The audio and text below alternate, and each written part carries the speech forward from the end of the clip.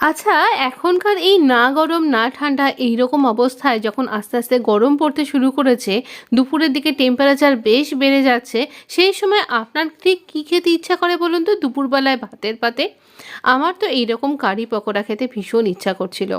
মনে হচ্ছিল এইরকম কারি চাওয়াল একটুখানি খাওয়া যাক। আর এটা খেতে এত টেস্টি লাগলো, খাবার পর এত মানে কি বলবো, অন্তরাত্মা তৃপ্ত হো গয়া এরকম টাইপের একটা ফিলিংস এলো। ভেতর থেকে যেন পুরো একটা কুলিং অনুভূতি, ভীষণ আরামদায়ক এবং খুবই সুস্বাদু। আমরা এটা ছোলার ডালকে সারা রাত ভিজিয়ে রেখেছিলাম, আর এখানে ছোলার ডালটা ভালো করে স্টেইন করে নিয়েছি। জল বেশি দেবেন না, না দিলেই ভালো, কারণ এর মধ্যেই জল অ্যাবজর্ব করেছে। নুন, আদা, লঙ্কা, চিনি এইভাবে একটা পেস্ট করলাম। চিনিটা সম্পূর্ণ একটা টেস্টের ব্যালেন্স রাখার জন্য। দেখুন একদম কিন্তু জল না দিয়ে বেটেছি আমি। আর এইটা তৈরি করব আমি সর্ষের তেলে। কড়াইটা গরম হয়ে গেলে সর্ষের তেলের মধ্যে এই রকম গোল গোল বড়ার শেপ করে আমি বড়াগুলোকে ভেজে নেব। আপনি কিন্তু ইচ্ছা করলে এর মধ্যে একটু পেঁয়াজ কিংবা একটু আলু কিংবা এখন কপি এরকম কিছু একটা ইনগ্রেডিয়েন্টস মিশিয়েও কিন্তু করতে পারেন। না হলে আপনি যদি পামকিন খেতে ভালোবাসেন তাও এর মধ্যে একটুখানি স্টাফ করে দিতে পারেন, খেতে বেশ ভালো লাগবে কিন্তু। আমি আজকে শুধু শুধু এমনি এমনিই করলাম।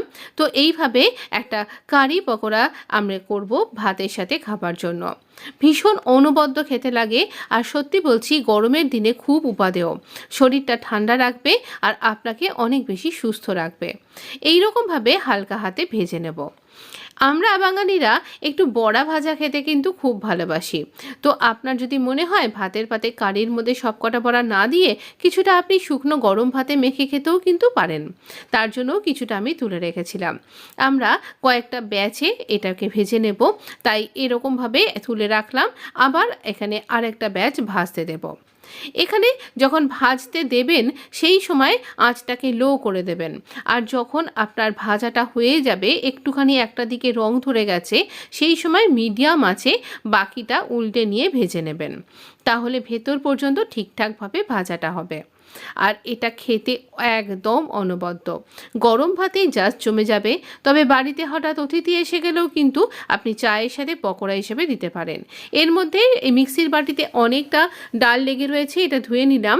আর আমি 2 টেবিল চামচ এখানে বেসন নিয়ে নিয়েছি। এই বেসনটার মধ্যে আমরা ওই ডাল ধোয়া জলটা দিয়ে দিলাম, এতে টেস্ট অনেকখানি এনহ্যান্স হবে। দিয়ে দিচ্ছি আমি এখানে 3 টেবিল চামচের মতন দই, বা হাফ কাপ দইও বলতে পারেন। ভালো করে মিশিয়ে নেব যেন এখানে বেসনের গুটলি না থাকে বা দইটার মধ্যেও কোনো লাম্পস না থাকে, একদম মিশ্রণটা স্মুথ হবে। এরপর কিছু মশলা আমি এর মধ্যে অ্যাড করব। মশলাটা আগেও দেওয়া যেতে পারতো। এটা একটা ভাজা মশলা, নুন দিচ্ছি, হলুদ দিচ্ছি। ভাজা মশলার মধ্যে এখানে রয়েছে ধনে, জিরে, গরম মশলা, আর এখানে হিং মাস্টই মাস্ট। অবশ্যই কিন্তু হিং দিতে ভুলবেন না, তাহলেই কিন্তু এই টেস্টটা খুব সুন্দর আসবে। আর হিং কিন্তু হজমেও সাহায্য করবে। যতখানি এই মিশ্রণটা তার দ্বিগুণ কিন্তু আমরা এখানে জল দেব, দিয়ে একটা লিকুইড ফর্ম তৈরি করব। এখানে 2 রকম সর্ষে, কারি পাতা, শুকনো লঙ্কা আর হিং নিয়ে নিয়েছি। এবার এটা বড়াগুলোকে তুলে নেবার পরে এই গরম তেলের মধ্যে দিয়ে দেব। এখানে তেলের মধ্যে এটা যেই দিয়ে দেব, অমনি ফোড়নটা থেকে চটপট চটপট করে তো অবশ্যই একটা শুরু হয়ে যাবে।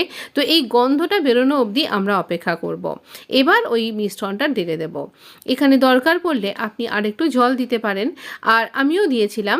এখানে যতক্ষণ না ফুটছে এই কারিটা, ততক্ষণ পর্যন্ত একটু তলাটা স্ক্র্যাপ করে করে নাড়াচাড়া করুন, না হলে তলাটা কিন্তু লেগে যেতে পারে পুরো বেসনটা বসে গিয়ে। তাই যতক্ষণ না পর্যন্ত আমাদের এই কারিটা ফুটছে ততক্ষণ এটা নাড়াচাড়া করব। আমি বেসনের সাথে সাথে কিন্তু ডালটাও দিয়েছি, ওই যেটুকুনি লেগেছিল। দেখুন কি সুন্দর একটা ঘন কারি টেক্সচার চলে এসছে। এটা ভাত দিয়ে মেখে খেতে জাস্ট অসম লাগছিল।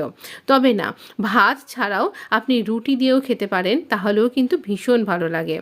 আসলে না, সেই যে সাউথ ইন্ডিয়া বেড়াতে গেছিলাম, তারপর থেকে এই কারি চাওয়ালের জন্য একটা মনটা টান টান হয়ে আছে। তবে না, বেড়াতে যাওয়ার আগেও একটা ব্যাপার আছে। আপনি যদি আমার মতন মাছ খেতে ভালোবাসেন, তারও কিন্তু মাছ দিয়ে কারি কী করে করবেন আমার ফিশ প্লেলিস্টে একবার চেক করতে পারেন। তা সেই রেসিপিও কিন্তু আপলোড করা আছে। গরমের দিনে যদি আপনি ভেজিটেরিয়ান না হন তাহলে আপনি মাছ দিয়েও এই রেসিপিটা ট্রাই করতে পারেন। এইবার আমরা কিন্তু একটু ফুটে যাওয়ার পরে আমরা এখানে গ্যাসটাকে অফ করে দেব। যেরকম ঘনত্ব আপনি চাইছেন সেটা যখন পেয়ে গেলেন তখন এখানে গরম মশলা দিয়ে গ্যাসটাকে অফ করে দিন, চাপা দিয়ে একটু একে স্ট্যান্ডিং টাইমে রাখুন। এরপর আমরা এখানে গরম ভাতের সাথে এটাকে একটু ঠান্ডা করে পরিবেশন করব। আমাদের স্ট্যান্ডিং টাইম ওভার। আর এবার আমি সার্ভ করে দিচ্ছি ভীষণ সুস্বাদু কারি, যেটা আমি ভাত দিয়ে খেয়েছিলাম এবং রাত্রিবেলাতে আবার রুটি দিয়েও খেয়েছি। তো এটা খেতে কিন্তু অনবদ্য লাগছিল। আপনি কিভাবে ট্রাই করলেন আমাকে জানাতে ভুলবেন না। যদি ভিডিওটা আপনার একটুও ভালো লেগে থাকে, যদি মনে হচ্ছে এটা আপনার কাছে খুবই অনবদ্য, তাহলে অবশ্য করে বন্ধুদের মধ্যে শেয়ার করতে পারেন এবং আমি অবশ্যই আপনাকে অনুরোধ করব আমার চ্যানেলটা সাবস্ক্রাইব করে নোটিফিকেশানটা অন করে দেওয়ার জন্য। এই রকমভাবে আপনি কিন্তু ভাতের সাথেও কিন্তু এই কারি পকোড়াটা খেতে পারেন। অনবদ্য লেগেছিল এইটুকুনি বলবো। অবশ্যই ট্রাই করুন এই গরমের দিনে। ভালো থাকবেন, সুস্থ থাকবেন, হেলদি খান আর অবশ্যই হেলদি থাকুন। আপনাকে অসংখ্য ধন্যবাদ ভিডিওটা দেখবার জন্য। ধন্যবাদ।